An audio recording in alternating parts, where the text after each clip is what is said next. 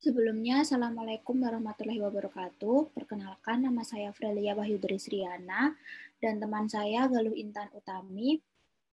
Di sini kami akan membuat video evaluasi keperawatan jiwa mengenai gangguan citra tubuh dan juga pendidikan kesehatan.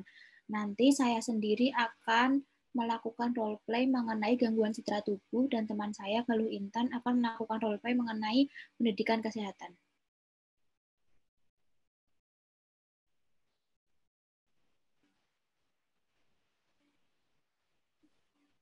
Mulai. Baik, kita mulai dari gangguan citra tubuh terlebih dahulu. Apakah sudah siap, Mbak? Sudah. Baik, kita mulai ya. Assalamualaikum, Mbak. Selamat pagi. Waalaikumsalam, selamat pagi. Sebelumnya, perkenalan dulu. Perkenalkan, nama saya Perawat Frelia.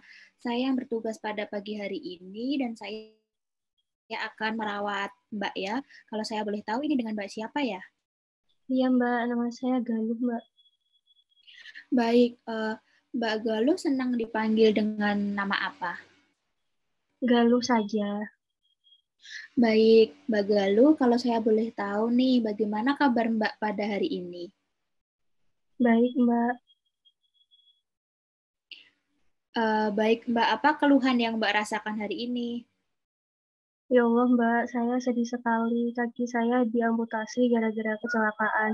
Padahal beberapa bulan lalu saya baru pertama kali memenangkan lomba lari yang selama ini ingin saya wujudkan.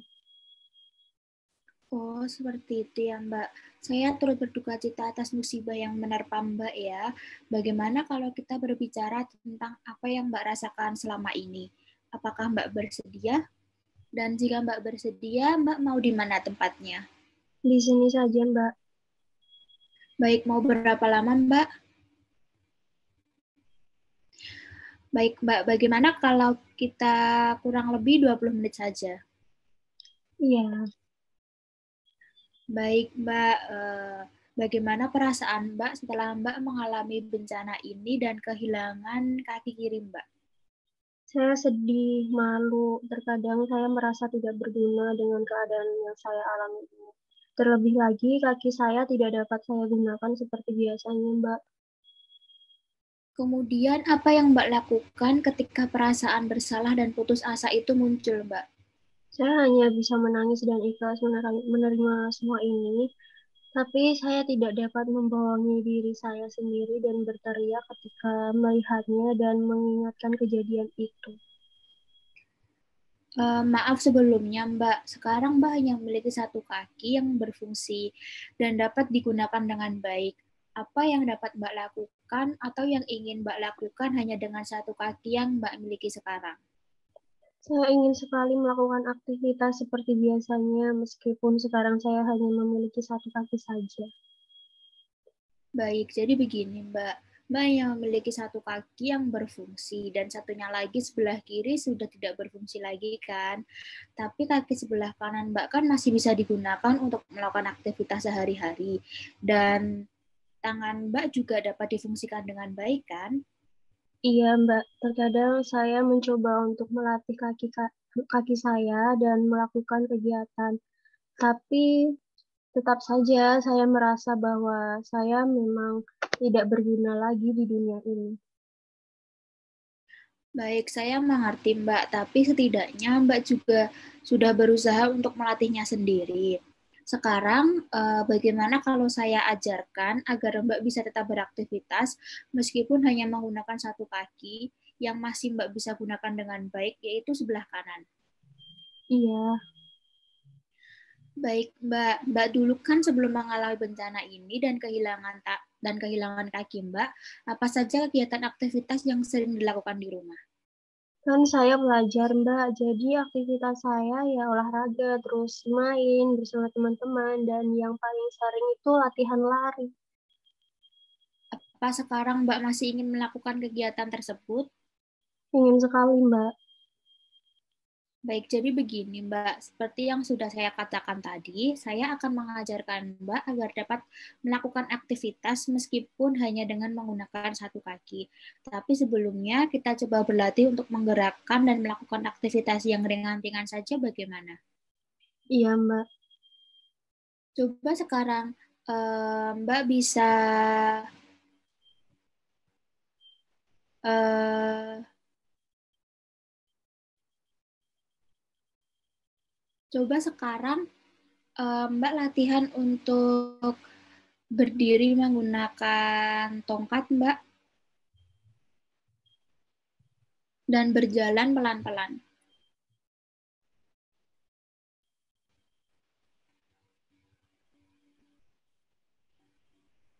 Baik, Mbak, sekarang saya ajarkan Mbak untuk menggunakan alat bantu berjalan agar Mbak tetap bisa melakukan aktivitas sehari-hari agar lebih mudah.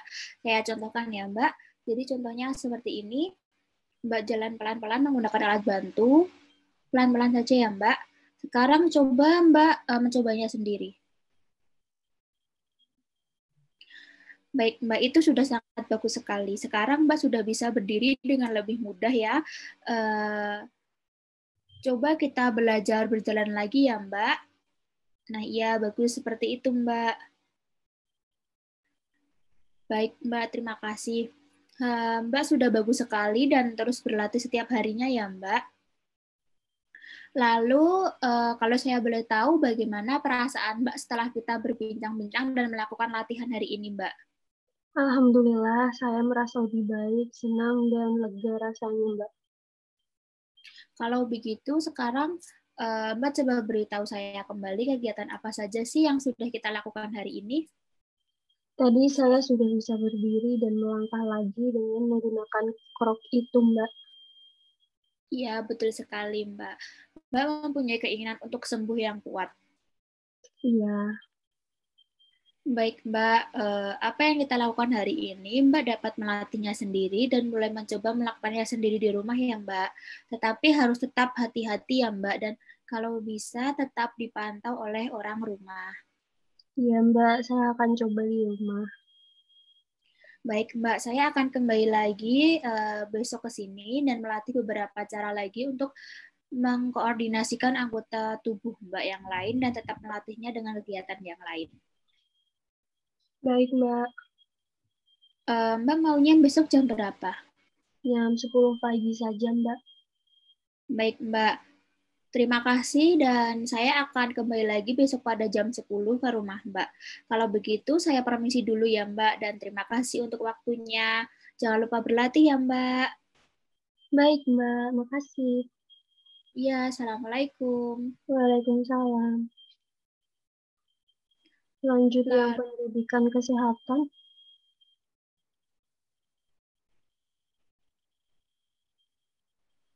Mbak Fralia siap? ya, Oke, jadi di sini saya sudah menyiapkan SAP penyuluhan yang berisikan latar belakang masalah kesehatan jiwa pasien, keluarga dengan anggota keluarga yang memiliki masalah kesehatan jiwa ansietas, dilakukan penyuluhan dengan tujuan memberikan pemahaman terkait permasalahan yang dialami dengan menggunakan metode penyuluhan ceramah dan demonstrasi. Assalamualaikum Mbak, selamat siang. Waalaikumsalam. Selamat siang. Perkenalkan, saya perawat Galuh yang merawat Ibu Frelia selama di RSJ ini. Apakah benar ini dengan keluarga Ibu Frelia? Namanya siapa, Mbak? Iya benar Mbak, saya eh, anak dari Ibu Frelia, nama saya Dina Mbak. Baik, Mbak. Jadi hari ini saya menyampaikan mengenai keadaan Ibu Frelia dan memberikan edukasi atau pendidikan kesehatan terkait keadaan Ibu Frelia ya, Mbak. Waktunya kurang lebih 30 menit. Apakah Mbak bersedia? Bersedia Mbak. Baik Mbak, kemarin saat Mbak menemani Ibu ke rumah sakit, Mbak sudah dijelaskan mengenai keadaan Ibu ya. Bisa dijelaskan kembali Mbak apa yang sudah diberitahu oleh suster di rumah sakit kemarin? Kemarin saya sudah dijelaskan mengenai kecemasan Mbak. Baik, sudah dijelaskan mengenai kondisi kecemasan ya Mbak. Kemudian, apakah Mbak sudah tahu apa itu kecemasan? Kecemasan itu seperti perasaan was-was dan khawatir. Seperti itu ya, Mbak? Baik, betul sekali ya Mbak. Lalu untuk tanda gejalanya, apakah Mbak sudah mengetahui atau belum? Untuk tanda dan gejalanya seperti merasa takut yang berlebih, gugup, gelisah. Seperti itu, Mbak. Ya, betul sekali. Apa yang sudah Mbak sampaikan itu benar ya. Namun saya akan jelaskan kembali mengenai apa itu kecemasan atau ansietas, kemudian tanda dan gejalanya, dan bagaimana cara mengatasi pasien dengan kecemasan ini ya. Uh, Baik, Mbak. Nah, di sini yang dimaksud dengan ansietas adalah suatu perasaan was-was, khawatir, dan tidak nyaman seakan-akan terjadi sesuatu yang dirasakan sebagai ancaman. Seperti itu ya, Mbak. Bisa dipahami, Mbak, untuk perilaku kecemasan ini seperti apa? Bisa, Mbak. Bisa dipahami. Baik, Mbak. Saya lanjutkan ya, Mbak. Nah, untuk tanda dan gejalanya itu sendiri, ada berbagai macam, Mbak. Di antaranya, tanda gejala motorik. Tanda gejala motorik ini seperti kegelisahan, bicara cepat, tremor, menarik diri, dan menghindar. Kemudian ada tanda dan gejala afektif juga. Untuk tanda gejala afektif ini seperti merasa seperti tegang, nervous, takut berlebih, gugup, dan sangat gelisah. Dan yang terakhir, ada tanda gejala kognitif. Tanda gejala kognitif ini seperti merasa bingung, waspada berlebih, tidak bisa berkonsentrasi, dan salah tafsir. Seperti itu ya, Mbak. Sama seperti yang sudah Mbak sampaikan tadi, apakah bisa dimengerti, Mbak? Bisa, Mbak. Kemudian untuk mengatasi seseorang dengan kecemasan atau ansietas ini ada 4 tahap, Mbak. Yaitu dengan cara relaksasi seperti tarik nafas dalam. Sebelumnya sudah tahu, Mbak, bagaimana cara melakukan tarik nafas dalam? Belum, Mbak. Baik, jadi untuk tarik nafas dalam, ini bisa dilakukan dengan menarik nafas dalam ditahan 3 detik dan dikeluarkan atau dihembuskan melalui mulut. Seperti itu ya, Mbak. Kemudian, cara yang selanjutnya yaitu dengan cara distraksi atau melakukan aktivitas lain. Lalu dengan cara melakukan hipnosis 5 jari dan spiritual, seperti sholat dan berzikir. Seperti itu ya, Mbak. Apakah bisa dipahami sampai sini, Mbak? Insya Allah paham, Mbak. Baik, Mbak. Kemudian Ibu bisa membantu Ibu Mbak dengan cara mengingatkan kembali jadwal latihan seperti yang sudah saya jelaskan tadi ya, Mbak. Dan jika Ibu Mbak bisa melakukan latihannya dengan baik, jangan lupa Mbak berikan pujian untuk Ibu Mbak seperti mengatakan, wah bagus sekali Ibu bisa melakukan tarik nafas dalam ya. Seperti itu ya, Mbak. Baik, Mbak. Baik, kalau begitu bisa Mbak jelaskan lagi apa yang sudah kita bicarakan tadi, Mbak?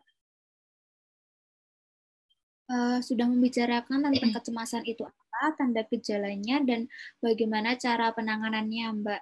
Cara penanganannya itu dengan melakukan relaksasi, distraksi, hipnosis 5 jari, dan spiritual kan, Mbak?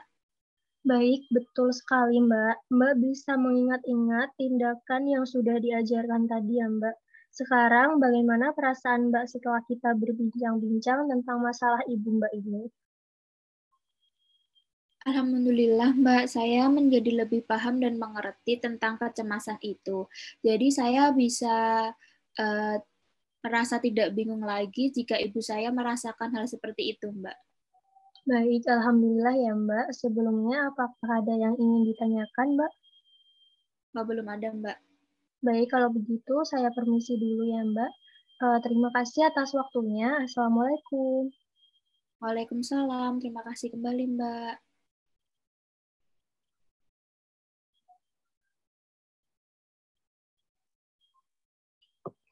Udah kan? Ya udah. Sebelumnya mohon maaf Pak, saya tidak on cam karena saya sedang sakit, sedang demam. Terima kasih. Baik, sekian video eval dari kami. Kurang lebihnya kami mohon maaf. Wassalamualaikum warahmatullahi wabarakatuh. Waalaikumsalam warahmatullahi wabarakatuh.